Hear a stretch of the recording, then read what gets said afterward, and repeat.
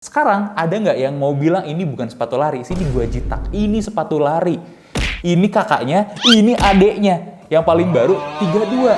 Kayano, sepatu lari. Terus lu bilang ini nggak bisa dipakai lari?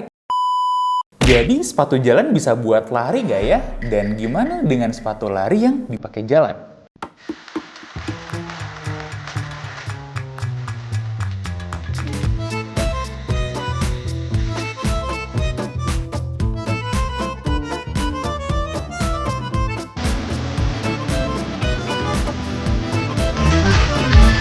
Jadi gini, gue yakin kalian juga punya pertanyaan. Bisa nggak sih sebenarnya sneakers atau sepatu jalan itu dipakai lari? Dan gimana dengan sebaliknya? Gimana kita tahu sekarang ada sepatu lari yang lagi digoreng buat daily? Nah, selamat datang di Lab Forensik, di mana kita akan membahas data dan fakta dari hasil bedahan kita sebelumnya dipertemukan juga dengan keilmuan yang mudah-mudahan mumpuni ya. Dan gue Dimas. Jangan lupa like, komen, dan subscribe juga di konten ini. Semoga ini bermanfaat. Oke, pertama ya, kita masuk ke bab 1 dulu. Sebelum menjawab semua pertanyaan itu, kita harus kenal yang namanya running dan walking gait ya. Apaan sih itu? Nah, gue izin nyontek ya dari laptop. Jadi, disclaimer dulu, gue bukan dokter. Gue juga sama mempelajari, sama seperti kalian. Gue juga baca dengan beberapa sumber ilmiah. Dan di sini, gue mau cerita sedikit tentang perbedaan walking dan running, di mana ada terdapat gait ya. Tunggu sebentar, gue akan jelaskan sedikit. Jadi, dari A. Mann et al. Dari tahun 1980, ini jurnal udah lama banget. Di situ kita menemukan kalau walking ini selalu ada phase yang stance penuh saat kaki menyentuh tanah. Artinya tuh kaki landing terus di tanah ya. Artinya kaki itu menyentuh terus tanah ya. Dan tidak ada fase melayang atau flight. Nah, di mana 60-62% cycle-nya pada kecepatan jalan normal, step to step relatif lebih lambat, dan ground reaction atau GRF lebih rendah. Wah, ini bahasanya teknikal banget ya. Dan pola heel strike lebih dominan. Nah, dicatat dulu ya, pola heel strike lebih dominan. Jadi kalau kita summary-in, namanya jalan, kalau kita berdasarkan gait-nya yang kalian bisa lihat di sini ya, di sini tuh kaki kita itu menyentuh tanah dan biasanya ketika jalan akan landing di bagian heel-nya dulu. Nah, kalau kalian perhatiin juga ada fase awal gitu ya, 60 sampai berapa puluh persen gitu ya. Nanti kalian lihat aja di insert, itu ngelangkahin kaki, kemudian speed up di sekitar 30 atau 40% selanjutnya. Nah, kemudian diulang lagi tuh cycle-nya. Itulah yang disebut dengan gait cycle walking ya. Correct me if I'm wrong. Tentu saja kita di sini mau berdiskusi dan kita mau sama-sama nambah pengetahuan. Nah, terus kalau itu jalan, apa bedanya dengan lari? Nah, running juga ada gait cycle-nya, dimana kalau running, bahasa sederhananya adalah ada fase flight-nya. Dimana nih kaki ini bisa landing dengan berbagai macam cara, mau dari heel strike, foot strike, atau mid foot strike, itu manapun yang dirasa suitable dengan kalian. Jadi gue masuk ke mazhab yang tidak menyalahkan manapun foot strike-nya ya. Nah, karena ini ada pembahasan yang lain lagi. Nah, kita fokus sama gait-nya aja, dimana di sini nih dari langkah ke langkah yang lain mungkin kalian bisa lihat lebih jelasnya di insert ya. Ternyata ada fase ketika flight atau melayang gitu ya. Kedua kaki itu tidak menyentuh tanah, baru kemudian landing lagi sebentar. Nah, ada melayang lagi sedikit. Kebayang ya? Kelihatan juga mungkin di situnya. Nah, kita sudah mengenal nih bedanya jalan sama lari. Artinya memang ternyata beda kan, ditambah dengan beberapa fakta menarik. Ketika kita jalan terus berlari misalnya, nah waktu lari dengkul kita dan beberapa anggota gerak kita itu menanggung bobot yang lebih daripada bobot kita. Ada yang nulis 2 kali lipat atau bahkan 2,5 sampai 3 kali lipat. Ya, teman-teman yang paham lebih dalam silahkan bantu sharing juga ya di kolom komentar. Tapi intinya loadnya ketika lari itu lebih berat. Nah, disinilah muncul nih development kayak yang kalian udah pernah lihat di depan kita. Ini semuanya adalah sepatu lari. Nah, di-develop untuk kebutuhan tersebut. Nah, gimana caranya? Mungkin ada midsole yang bisa membantu meredam gitu kan impact-nya dan lain sebagainya. Masuklah kita ke pembahasan nomor 2. Kalau gitu, apa aja sih yang harus dicek dari sepatu untuk kebutuhan walking dan running? Sebelum kita bahas nanti pertanyaan finalnya ya. Jadi di sini gue mengumpulkan beberapa jurnal. Feel free mendebat gue kalau ada yang salah ya. Tapi di sini ada setidaknya 7 atau 8 kategori yang menurut gue sih sebenarnya representatif ya untuk masing-masing kebutuhan. Yang pertama harus dicek itu adalah cushioning. Yang kedua adalah heel drop. Yang ketiga adalah midsole kekakuannya ya, dan materialnya tentu aja. Kemudian yang keempat adalah bentuk rockernya. Dan yang kelima, stabilitas atau support terutama di bagian tumit dan pronasi. Udah gitu, uppernya. ya, dan outsole dan gripnya. Karena apa? Nanti kan berdasarkan apa yang kita udah bahas tadi beda-beda juga ya. Nah, jujur ini pembahasannya ribet, tapi gue coba sederhanakan ya, dimana kita bahas dulu kategori pertama, cushioning ya.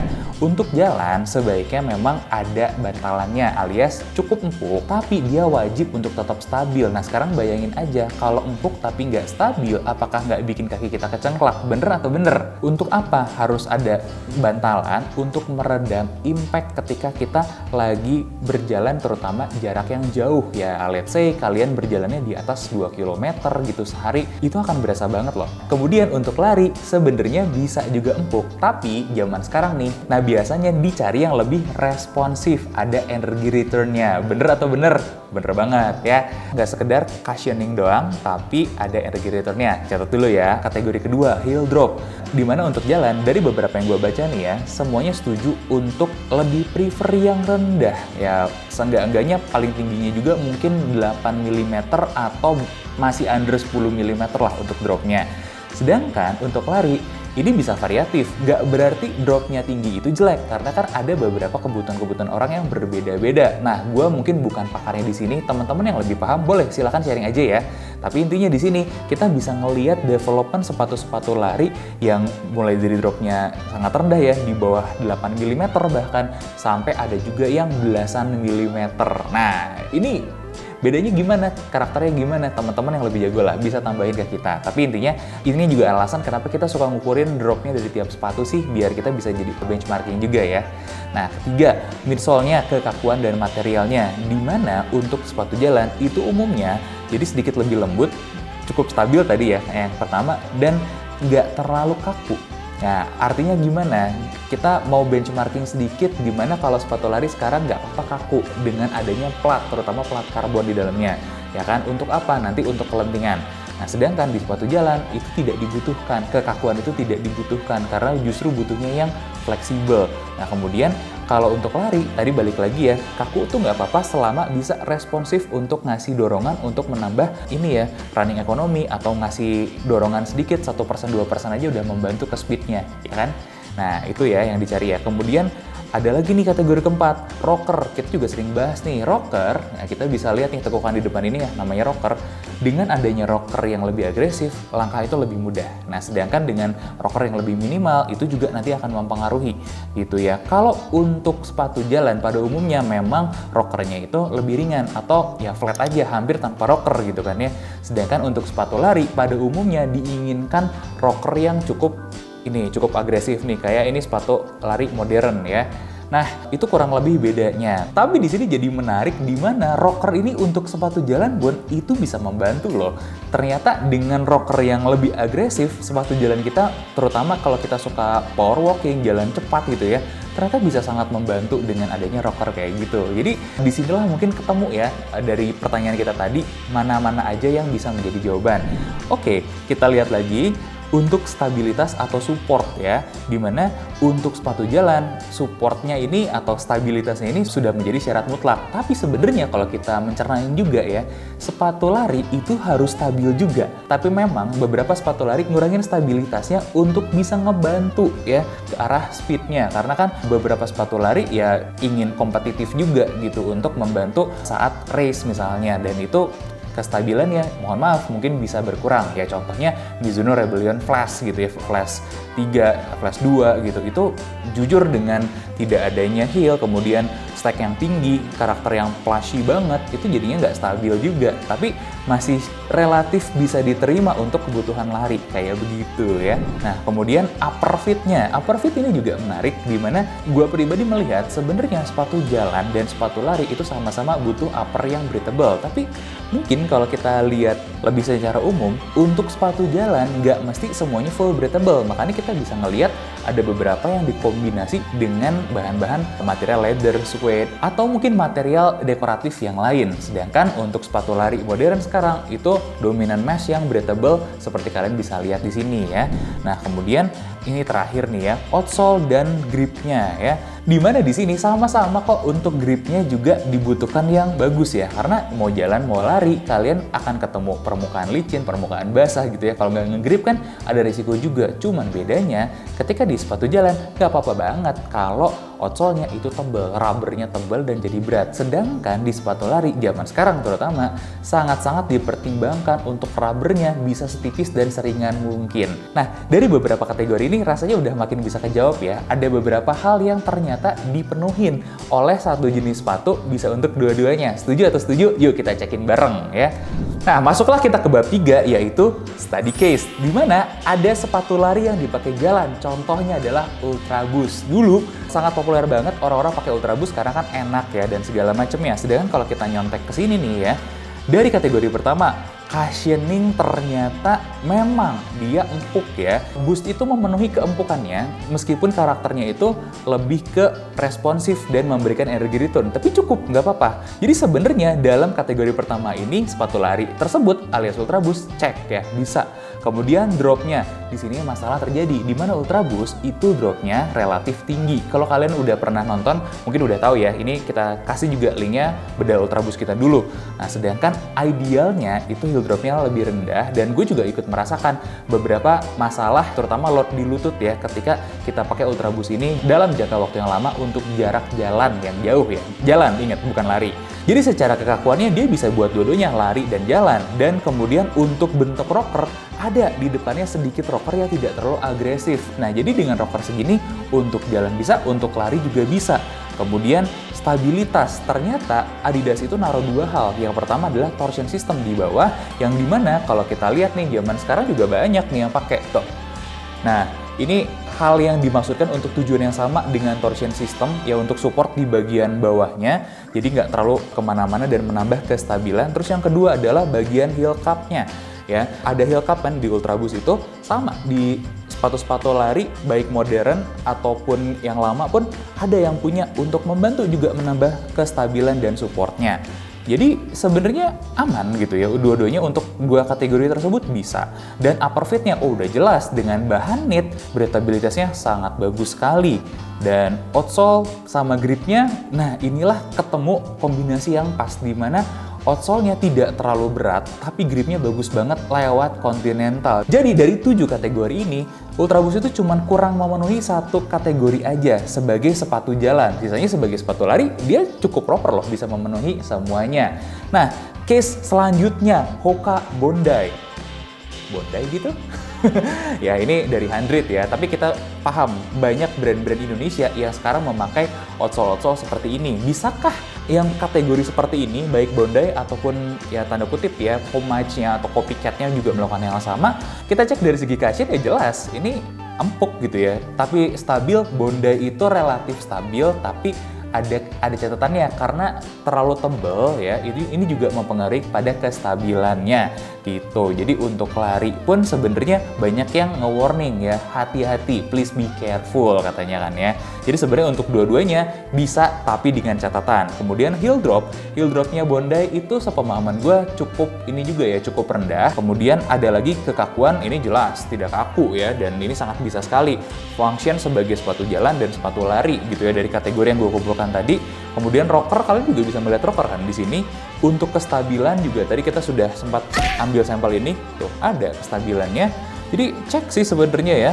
Udah gitu upper dan fitnya juga terbilang enak ya dengan mesh kayak begini, breathability bagus dan gripnya tuh kalian bisa lihat bawahnya ini gripnya juga cukup oke dengan bobot yang ringan tentunya, dan bobot yang ringan dengan grip yang bagus itu juga menambah performa sama kenyamanan ya bukan? Makanya kita sering bahas juga.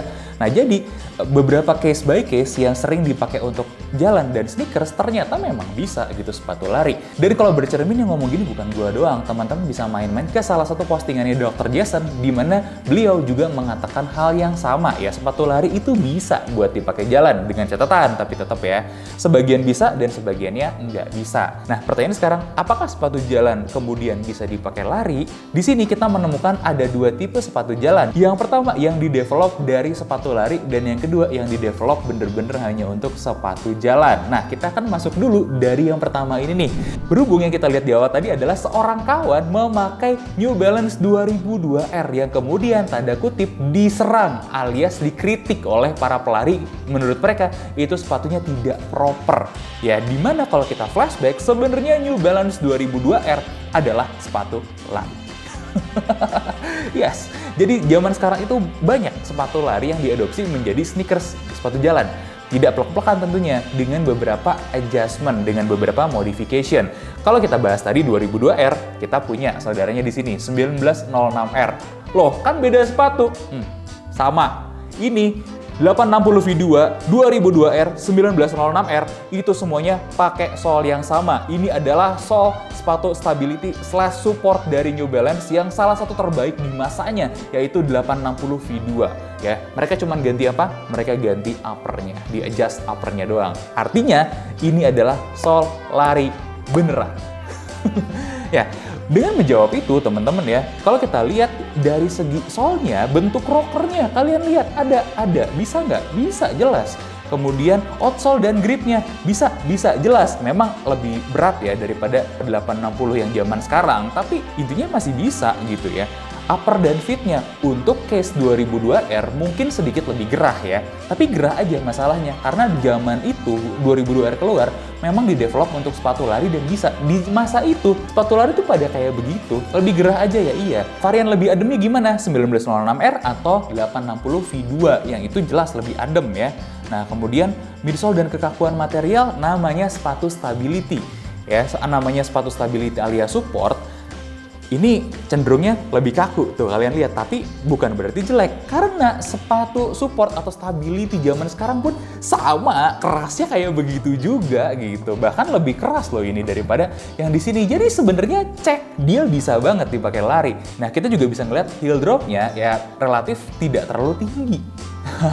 Jadi sangat bisa juga untuk dipakai jalan. Dan cushioningnya di sini di case 2002R 1906R itu tidak ada cushioning yang gimana banget berarti sih. Di sini cuma ada EVA di sini ya, dan paling tambahan insole Ortholite untuk menambah keempukannya. Tapi rasa-rasanya ini memang sudah cukup karena dengan bahan yang sama pun sepatu support atau stability zaman sekarang dieksekusi seperti itu. Paling Kayano mungkin ditambah gelnya ya di sini ya. 860 V2 zaman sekarang masih menggunakan sol dengan base EVA juga gitu ya. Jadi sebenarnya sangat bisa sekali.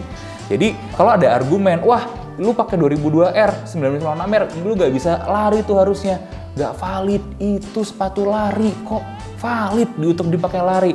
Hanya, ya kan, nanti yang jadi pertanyaan, 1906R, 2002R, 860 V2 yang sekarang, apakah sama dengan zaman dulu? Gue akan menjawab tidak. Pasti akan ada bedanya, adjustment yang tertentu lah ya. Selain tadi ya dari New Balance, kita juga punya kompetitornya Asics. Dia Kayano 14. Sekarang ada nggak yang mau bilang ini bukan sepatu lari? Sini gue jitak, ini sepatu lari. Ini kakaknya, ini adeknya. Yang paling baru 32. Kayano sepatu lari. Terus lu bilang ini nggak bisa dipakai lari? Keterlaluan sih.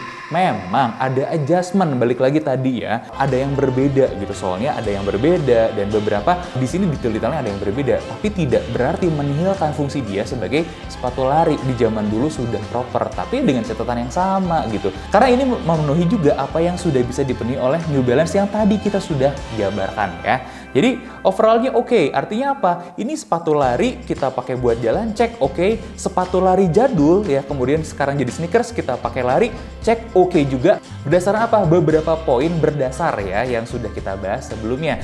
Oke, pertanyaan final. Kalau gitu, sneakers yang dibuat dari sepatu running tuh gimana? Bisa nggak sih dipakai lari?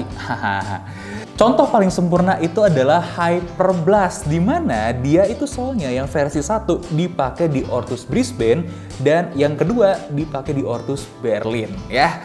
Nah, bisa nggak berarti sebenarnya udah jelas kan jawabannya, alias bisa. Ya kan produsen sepatu itu nggak bego-bego amat gitu sampai mereka ngasal aja, gue punya sol bagus pakai, nggak gitu. Mereka ngerti untuk anatominya seperti itu sebenarnya bisa juga dipakai jalan gitu kan ya. Nah, artinya beberapa sepatu yang memang diadaptasi soalnya dari sepatu jalan itu aslinya memang bisa dipakai lari. Tapi yang jadi limitation apa? To be frank, yang jadi limitation itu adalah uppernya ya, dimana kalau yang lain-lain itu biasanya nggak banyak berubah lah, dropnya, kemudian supportnya, bentuk sol dan rockernya gitu ya, itu nggak terlalu banyak beda. Uppernya biasanya diganti kan ya, ada yang diganti pakai leather, ada yang diganti pakai beberapa material yang lain, yang bisa berarti durabilitasnya berubah. Begitupun dengan sepatu lari, bisa nggak dipakai jalan? Jawabannya bisa sebagian ya, dengan syarat-syarat yang harus dipenuhi tadi. Ya contohnya adalah yang ada plat karbon, jangan dipakai buat jalan ya. Masuklah kita ke bab 4. Pertanyaannya, ada rekomendasi apa aja sepatu jalan yang bisa dipakai lari? Baiklah, di sini kita akan coba rekomend dari yang harga paling rendah. Dengan beberapa kategori, ini sebenarnya sih gue menemukan cukup banyak ya, relatif banyak sebenarnya dari brand-brand Indonesia. Tapi secara spesifik gue rekomen Brisbane dan Berlin deh ya. Karena apa? Karena memang kita pernah nyobain juga sih. Nah, sedangkan kalau dari brand internasional, ada juga yang dari sepatu lari kemudian dimasukin ke lini sneakers zaman sekarang ya, sepatu lari jadul ya. Contohnya adalah GT 2000. Kalau nggak salah ada GT berapa itu kan adaptasi dari GT 2000 yang lama juga. Itu bisa meskipun sebisa mungkin menurut gue di skip aja.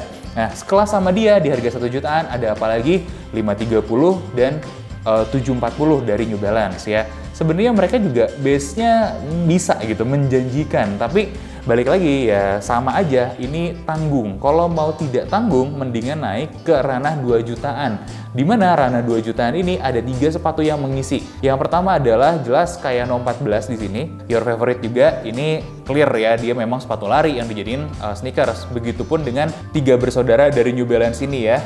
Ya 1906R, 860 dan 2002R ya. Ya R-nya di sana itu adalah running ya, beneran bisa dipakai buat lari juga. Ya, jadi beberapa teman-teman gue pun ketika mulai lari pertama pakai keluarga-keluarga inilah dan bisa, tidak ada masalah bahkan untuk menembus 5 km. Minusnya apa? Balik lagi gerah dan namanya sepatu support ya, stability keras ya.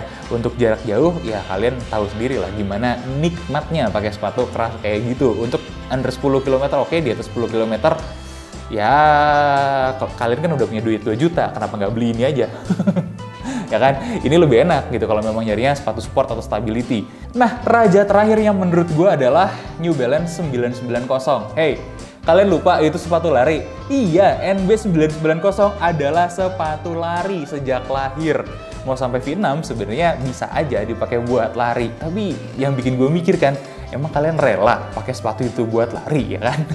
Anyway, kita switch sekarang. Gimana dengan kasusnya kalau sepatu larinya mau dipakai jalan? Untuk brand Indonesianya sebenarnya cukup banyak. Contohnya adalah keluarga Hyperblast dari Ortus ya. Apalagi sekarang kan udah ada mau sampai size 48. Itu kabar baik banget tuh. Kemudian kalau dari 910, gue ngelihatnya adalah 910 Hana. Gue pribadi itu pakainya Mills Ender Pro Zenith, tapi jangan ditiru. Kenapa? Karena Ender Pro itu ada semacam bukan platnya, rodnya ya di situ, dan itu keras. Kalau kaki kalian tidak terlatih, itu tidak akan nyaman. Tapi gue melihat potensinya, dia bisa untuk jalan juga ya. Take with a grain of salt lah, jangan didengerin banget gitu apa yang gue bilang di sini. Terus kemudian kalau kita naik lagi nih, ada dari brand internasional, gue ngelihat masih di kisaran harga Anda 1 juta. Gue melihat Soft Stride ini menjadi salah satu potensi yang menarik ya. Selain juga dari Ardiles, ada yang baru ya, Drive 2.0. Menurut gue 5 itu ya, yang potensial menjadi sneakers daily ya, sepatu running yang jadi sneakers daily ya. Tapi kalau teman-teman punya list tambahan, boleh tambahin di bawah, atau mau mendebat juga silahkan, kritik aja nggak apa-apa, karena ini kan berdasarkan pengalaman kami di kantor ya. Nah, kita lanjut lagi di harga atas. Di harga atas sebenarnya udah makin banyak yang menarik ya. Dari New Balance 860 jelas bisa masuk. 1080 yang pakai fresh foam menurut gua bisa, tapi dia terlalu plushy sekarang. Dan 860 yang baru pun terlalu plushy, terlalu empuk menurut gua. Kalau mau 860 tuh maksimal di V4, V5 itu masih agak firm ya. Nah, tahu gua NB itu punya sepatu sport atau stability yang lain sekarang ya. Gue lupa namanya. Kisaran 2 juta sampai menjelang 3 juta, rajanya menurut gue adalah Kayano sih. Kayano dan Nimbus mungkin ya. Dimana dua kombinasi maut itu untuk dua tipe kaki yang berbeda ya. Kalau overpronasi dan underpronasi. Nah, dua-duanya menjadi sepatu jalan yang cukup nikmat. Dan pengalaman gue juga sepatu berdiri yang nikmat. gitu ya. Dan rekomendasi atasnya, ada lagi nggak yang buat dipakai daily? Menurut gue sih nggak ada. Itu udah paling top sih. Kayak gitu guys. Jadi itu aja mungkin beberapa rekomendasi dari gue. Loh, kenapa nggak ada Evo SL? Nggak, Evo SL lagi punya Dr. Jason, makanya nggak nongol di sini. Nggak. Jadi Evo SL itu kurang stabil. Menurut pengamatan gue juga sebaiknya tidak dipakai untuk daily. Tapi kalau kalian akhirnya merasa aman, ya nggak apa-apa. Silakan aja, gue tidak akan mengkritik apapun kok, karena gue juga sebenarnya melihat potensi Evo SL ya untuk bisa lah jadi sepatu walking dengan jarak terbatas kayak begitu. Oke, itu aja bedah forensik kita kali ini, mudah-mudahan tidak membosankan dan silakan kritiknya untuk mengembangkan segmen ini lebih baik lagi, karena gue mungkin kedepannya akan lebih banyak bawa by data lagi, by penelitian lagi dan lain sebagainya. Oh ya, beberapa sumber literatur akan gue tampilkan di sini ya, jadi silakan kalau kalian mau ngecek juga. Oke, itu aja dari gue, jangan lupa like, komen, dan subscribe. Sampai ketemu di bedah forensik selanjutnya dan bantu kita mencapai 1 juta subscriber.